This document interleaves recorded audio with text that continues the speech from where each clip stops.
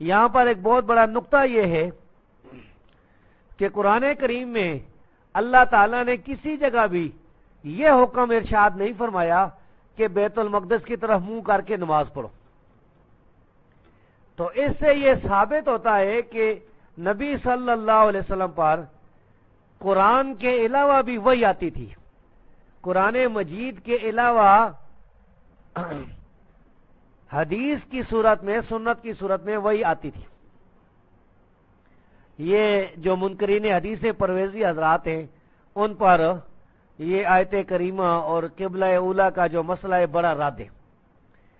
تو اللہ فرماتا ہے فَلَنُوَلِّيَنَّكَ قِبْلَةً تَرْضَاهَا، پس ہم جس قبلے کو تم پسند کرتے ہو تجھے اس طرف ہم پھیر دیں گے۔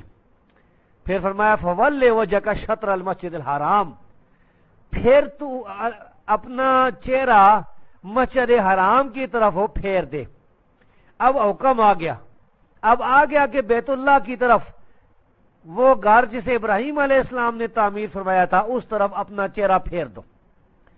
اور آگے اللہ فرماتا ہے وَحَيْثُ مَا كُنتُمْ فَوَلُّوا وُجُوهَكُمْ شَطْرَهُ، اور تم جدھر بھی ہو اپنے چہرے اسی طرف پھیر دو، یعنی بیت اللہ کی طرف۔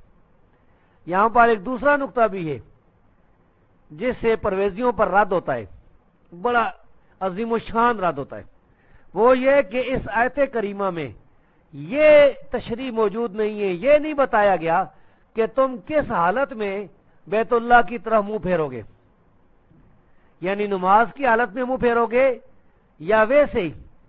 تو یہ آیت چونکہ عام ہے، اگر کوئی آدمی حدیث کا منکر حدیث نہیں مانتا تو اس کو چاہیے کہ ہر وقت، چاہے وہ بیٹھا ہوا ہے، چاہے وہ چل رہا ہے، چاہے کسی کام میں مصروف ہے، اپنا چہرہ بیت اللہ کی طرف پھیرے رکھے۔